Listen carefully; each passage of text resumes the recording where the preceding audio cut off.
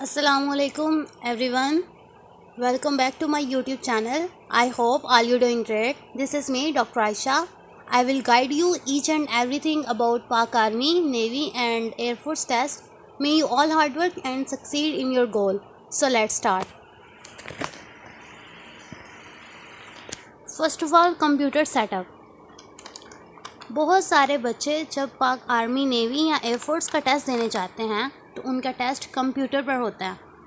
तो बहुत सारे बच्चे इस बात से कंफ्यूज होते हैं कि हमें कंप्यूटर यूज़ करना नहीं आता, तो हमें इसकी वजह से प्रॉब्लम होती है, तो हमें गाइड कर दें। आज मैं आपको फुल गाइड करूँगी और आपकी कन्फ्यूजन दूर हो जाएगी इंशाल्लाह। देन हम बात करते हैं कंप्यूटर सेटअप। आपके सामने इस तरह का कंप्यूटर सेटअप होगा। आप आर्मी में टेस्ट देने जाएं या नेवी में टेस्ट देने जाएं या एयरफोर्स में टेस्ट देने जाएं, आपके सामने जो ब्लैक कलर की स्क्रीन नज़र आ रही है, ये कंप्यूटर स्क्रीन है। जो ब्लू कलर का एरो है वहाँ वहाँ आपका एमसीक्यूज़ चल रहे होंगे, वर्बल के, नॉन वर्बल के, एकेडमिक पे और पर्सनालिटी के। और देन टेबल के ऊपर आपका माउस होगा और जो पिंक कलर का एरो आ रहा है यहाँ आपका कीबोर्ड होगा। कीबोर्ड का सिर्फ एक दफ़ा हमने यूज़ करना होता है।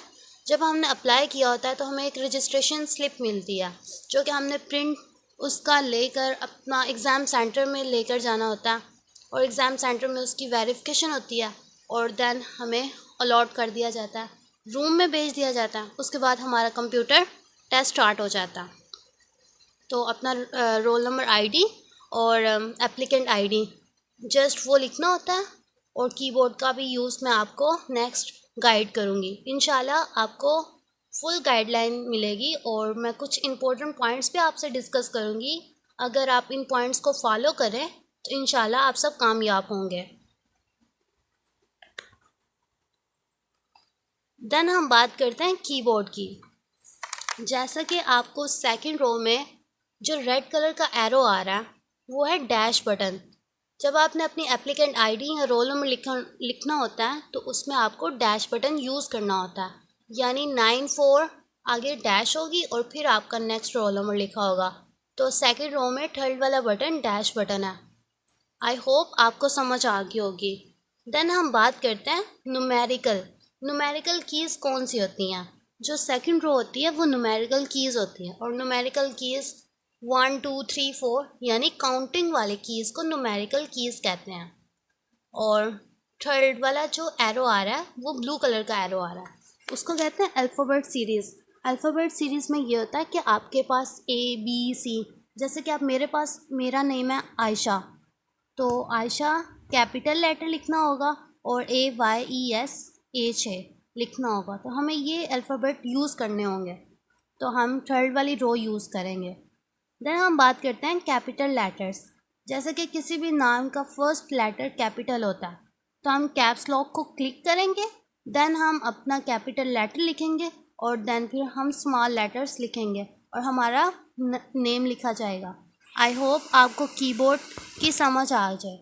अगर आपको किसी भी क्वेश्चन में प्रॉब्लम हो या कंप्यूटर्स यूज़ करना ना हो तो आप मुझसे कांटेक्ट कर सकते हैं, मैं आपको गाइड कर दूँगी। कंप्यूटर यूज़ करना कोई भी रॉकेट साइंस नहीं है, बहुत इजी होता है। बस एक बार आप समझें किस तरह यूज़ करना और इंशाल्लाह फिर आपको कोई भी प्रॉब्लम नहीं होगी। देन हम बात करते हैं माउस आपके सामने शो हो रहा है। इसके दो क्लिक होते हैं, एक राइट क्लिक और एक लेफ़्ट क्लिक। हमेशा आपने आर्मी, नेवी या एयरफोर्स में टेस्ट देने जाना है तो आपने लेफ़्ट क्लिक यूज़ करना है, राइट क्लिक नहीं यूज़ करना, क्योंकि राइट क्लिक वहाँ यूज़ ही नहीं होता। हमने अगर एप्लीकेंट आईडी, रोल नंबर लिखना है और उसमें भी हमारा लेफ़्ट क्लिक हम यूज़ करेंगे, देन काउंटिंग लिख देंगे और हम अल्फ़ाबेट सीरीज़ से अपने नेम लिख देंगे और हमारा वो रजिस्टर हो जाएगा और सबमिट करेंगे।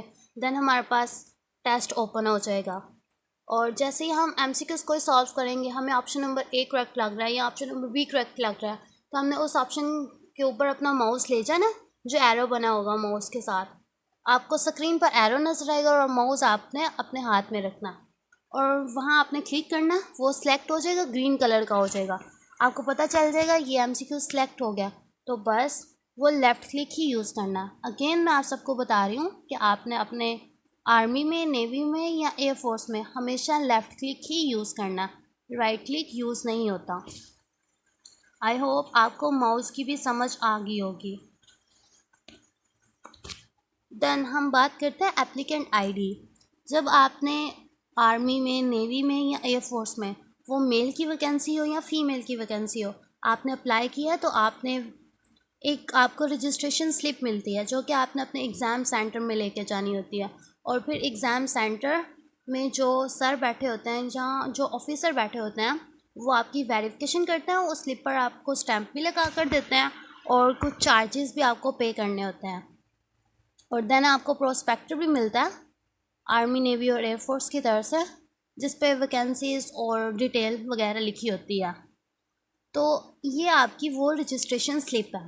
इस पर अपना अपना applicant ID, name, CNS number, exam centre, registration status, candidate roll number, तो जस्ट आपने एप्लीकेंट आईडी और कैंडिडेट रोल नंबर ही कंप्यूटर पर लिखना होता है।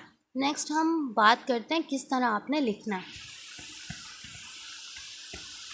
ये है रोल नंबर और एप्लीकेंट आईडी, यानी फर्स्ट बॉक्स में आपने अपना रोल नंबर लिखना है जो कि आपकी रजिस्ट्रेशन स्लिप पर लिखा होगा, और डैश बटन यहाँ यूज़ करना है। और applicant ID, I think so उसमें डैश बटन यूज़ नहीं करना होता, वो सिर्फ न्यूमेरिकल सीरीज़ में होता है 1 2 3। जिस तरह आपका एप्लीकेंट आईडी लिखा होगा तो आपका कंप्यूटर स्टार्ट हो जाएगा। देन हम बात करते हैं टेस्ट की। अब आर्मी, नेवी या एयरफोर्स में सबसे पहले आपका टेस्ट इंटेलिजेंस पोर्शन होता है, और इंटेलिजेंस पोर्शन में आपके पास वर्बल एमसीक्यूज़ होते हैं और नॉन वर्बल एमसीक्यूज़ होते हैं। देन आपका वर्बल और नॉन वर्बल क्लियर होने के बाद एकेडमिक पोर्शन ओपन होता है, और एकेडमिक पोर्शन आपका अपने सब्जेक्ट की बेस पर होगा। अगर आपने एफएससी की बेस पर अप्लाई किया तो एफएससी की सब्जेक्ट में से आपका एकेडमिक पोर्शन की प्रिपरेशन करेंगे और उसी में से एमसीक्यूज़ आएंगे। और अगर आपने मैट्रिक की बेस पर अप्लाई किया तो मैट्रिक की बुक्स और सब्जेक्ट के मुताबिक आपका पेपर होगा। देन हम बात करते हैं 3 पोर्शंस हो गए, एक इंटेलिजेंस पोर्शन, दूसरा academic portion, third personality portion. Personality portion में इंग्लिश और उर्दू के एमसीक्यूज़ होते हैं अबाउट पर्सनैलिटी रिलेटेड, तो जस्ट उसके कुछ भी मार्क्स नहीं होते हैं, तो जस्ट वो आपकी पर्सनैलिटी चेक करते हैं। बट वर्बल, नॉन वर्बल और एकेडमिक पोर्शन में आपकी परसेंटेज होती है जो कि 50% होती है, पासिंग परसेंटेज। लेकिन अगर आप सिलेक्ट होना चाह रहे हैं तो आप 50 को क्रॉस करें, यानी कि 60 लें, 70 लें, 80 लें, 90 लें, तो आपकी सिलेक्शन के चांसेस बढ़ जाएंगे। अब हम बात करते हैं which of the following is different from the rest. Question number 1, ये एक क्वेश्चन है और इसी तरह सेम टू सेम आपका आर्मी में, नेवी में और एयरफोर्स में टेस्ट होगा, जो कि कंप्यूटर स्क्रीन पर इस तरह एक question at a time screen पर शो होगा। तो ये स्टेटमेंट लिखी होगी और नीचे 5 ऑप्शन गिवन होंगे। फर्स्ट ऑप्शन है गोल्ड, सेकंड है ब्लास, थर्ड है आयरन, फोर्थ है लीड और फिफ्थ है सिल्वर। तो अब इसमें से हमें डिफरेंट लग रहा है गोल्ड, क्योंकि गोल्ड कॉस्टली भी है, बाकी सारे इतने कॉस्टली नहीं है। लेकिन हमने गोल्ड पर क्लिक कर लिया, हमें बाय मिस्टेक लग रहा है कि हमने गोल्ड जो सिलेक्ट किया वो हमें रॉन्ग लग रहा है, तो हमने आयरन सेलेक्ट करना है, लेकिन हम अब सेलेक्ट कर चुके हैं। तो आप उसी टाइम अपना माउस सी पर ले जाएं और आपका ए वाला ऑप्शन रेज हो जाएगा और सी वाला क्लिक हो जाएगा, यानी आपका सी वाला क्लिक हो गया और वो सिलेक्ट हुआ है। जब तक आप सबमिट नहीं करेंगे आपका कोई भी एमसीक्यूज़ चेक नहीं होगा। ये बहुत से बच्चों को कन्फ्यूजन होती है कि शायद हमने एक बार क्लिक कर दिया तो अब हम दूसरी बार क्लिक करेंगे तो वो हमारा एमसीक्यूज़ रॉन्ग हो जाएगा। इस तरह कुछ भी नहीं होता, और आर्मी, नेवी और एयरफोर्स में कोई भी नेगेटिव मार्किंग नहीं होती। देन हम बात करते हैं, इसके सामने एक बॉक्स शो हो रहा है जिस पर लिखा हुआ है ग्रीन कलर में अनअटेम्प्टेड, और नीचे बॉक्स है, ऊपर एक टाइमर है 30 मिनट्स, यानी आपके पास वर्बल के लिए भी 30 मिनट्स होंगे और नॉन वर्बल के लिए भी 30 मिनट्स होंगे, और एकेडमिक क्वेश्चन के लिए भी आपके पास 30 मिनट्स होंगे। देन पर्सनालिटी के लिए आपके 30 मिनट्स होंगे, लेकिन वो इजी क्वेश्चन होते हैं, बहुत सारे बच्चे तो वो 20 मिनट्स में या 15 मिनट्स में कवर कर लेते हैं। बट वर्बल और नॉन वर्बल ज़रा से मुश्किल होता है, तो उन पर टाइम लगता है। तो मैं आपको यही सजेस्ट करूँगी कि आप अपने वर्बल और नॉन वर्बल को अच्छे टिप्स एंड ट्रिक्स से याद करें और प्रिपरेशन बहुत अच्छी करें, तो इंशाल्लाह वो भी इजीली सॉल्व हो जाएंगे।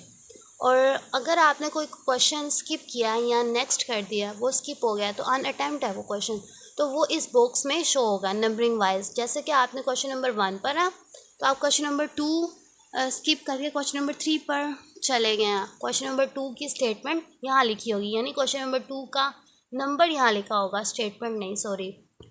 देन हम बात करते हैं नीचे वाले 4 बॉक्सेस की। एक लिखा हुआ है प्रीवियस, एक लिखा हुआ है स्किप, एक लिखा हुआ है नेक्स्ट, एक लिखा हुआ है फिनिश। तो प्रीवियस एमसीक्यूज यानी कि बैक वाला, अगर आप क्वेश्चन नंबर 2 पर हैं तो आपने प्रीवियस एमसीक्यूज पर जाना है, तो आप प्रीवियस पर क्लिक करेंगे तो आप क्वेश्चन नंबर 1 पर आ जाएंगे। और स्किप का मतलब ही ये है कि आप उस क्वेश्चन को स्किप कर रहे हैं, छोड़ रहे हैं, तो वह अनअटेम्प्टेड बॉक्स में आपका शो होगा। देन नेक्स्ट लिखा हुआ है, तो आप क्वेश्चन नंबर 1 पर हैं तो आप नेक्स्ट करेंगे तो क्वेश्चन नंबर 2 आपके पास शो होगा। देन फिर नेक्स्ट करेंगे क्वेश्चन नंबर 3 होगा, फिर नेक्स्ट करेंगे क्वेश्चन नंबर 4 होगा। तो बस आपका यूज़ यही होता है पहले 3 बटन से, प्रीवियस, स्किप और नेक्स्ट। आप प्रीवियस करें या नेक्स्ट करें, एक ही बात है। देन मैंने आपको बता दिया कि हर पेपर से पहले आपका सैम्पल टेस्ट आता है, जो कि 5 एमसीक्यूज़ पर आपका बेस करता है। वो 5 एमसीक्यू सिर्फ आपको सॉल्व करने का तरीका समझाने के लिए आते हैं, और उनके कोई भी मार्क्स नहीं होते। हर यानी वर्बल पोर्शन से भी पहले आपके 5 एमसीक्यूज़ आएंगे, और नॉन वर्बल पोर्शन से भी पहले आपके 5 एमसीक्यूज़ आएंगे, और एकेडमिक पोर्शन ओपन होने से भी पहले आपके 5 एमसीक्यूज़ आएंगे। उनको आप अटैम्प्ट करें या स्किप भी कर दें तो कोई भी प्रॉब्लम नहीं होगी। आपका मेन टेस्ट वर्बल एमसीक्यूज़ 84 होते हैं और नॉन वर्बल एमसीक्यूज़ 64 होते हैं, और एकेडमिक एमसीक्यूज़ 50 होते हैं, और इनकी रेंज आर्मी, नेवी और एयरफोर्स में डिफरेंट होती है। अगर आपको कोई भी क्वेश्चन या किसी भी मेथड की समझ ना आए, तो आप लास्ट पर मेरा कॉन्टैक्ट नंबर गिवन है, तो आप मुझसे कॉन्टैक्ट कर सकते हैं। डियर स्टूडेंट, अगर आपको मेरी वीडियो अच्छी लगे तो इसको लाइक करें और अपने फ्रेंड्स को शेयर करें। और अगर आप आर्मी, नेवी या एयरफोर्स या किसी भी गवर्नमेंट जॉब में अप्लाई करते हैं, तो आपको कोई भी प्रॉब्लम हो अबाउट प्रिपरेशन, तो आप मुझसे कांटेक्ट कर सकते हैं। मैं आपको फुल गाइड करूँगी और आपकी कन्फ्यूजन दूर हो जाएगी इंशाल्लाह। देन हम बात करते हैं आपका रिज़ल्ट किस तरह शो होता है। रिज़ल्ट अल्लाह ताला पर छोड़ दें। अगर आपने मेहनत की है और इंशाल्लाह आपका रिज़ल्ट बहुत अच्छा आएगा।